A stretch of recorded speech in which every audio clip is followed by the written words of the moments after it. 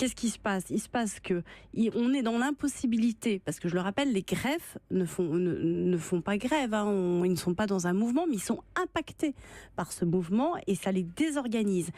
Or, aujourd'hui, on ne peut pas soit avoir des transmissions correctes avec des risques d'erreur, des demandes de mise en liberté ou autres, et surtout, il y a des problèmes d'extraction.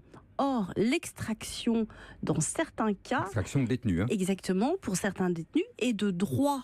Donc, si ces personnes-là demandent à comparaître devant leur juge pour leur demande de mise en liberté, pour leur prolongation, et qu'ils ne peuvent pas le faire, on a une seconde solution qui s'appelle la visioconférence. Mais il y a également des problèmes pour les visioconférences, ce qui fait qu'on a des renvois qui se sont faits là depuis plusieurs jours dans certains tribunaux, et au-delà du délai qui va bientôt arriver pour certains dossiers qui sont déjà enregistrés depuis plusieurs jours, si on ne peut pas les extraire, si on ne peut pas les faire comparaître, les magistrats seront obligés non pas de renvoyer les dossiers, mais de mettre fin à la détention et donc de mettre ces personnes en liberté. Donc de libérer des détenus. Très concrètement.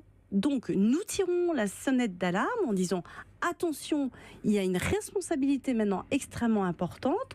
On entend, nous, on est solidaires parce qu'on appartient à la même confédération et qu'on est très sensibilisés sur les conditions de travail sur lesquelles on est d'accord, il y a des vraies problématiques.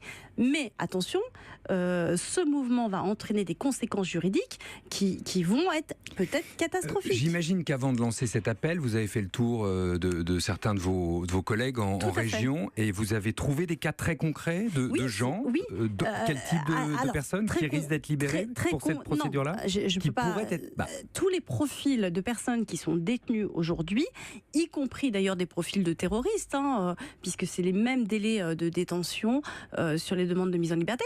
Si leurs dossiers ne sont pas inscrits dans les délais, aujourd'hui, pourront être mis dehors. Et concrètement, c'est-à-dire ce que vous êtes en train de dire, c'est que à cause de ce conflit, quel que soit le responsable et de ce qui se passe, oui, bien sûr, si vous voulez, la conséquence du conflit pourrait être la libération de gens qui sont aujourd'hui en prison pour terrorisme.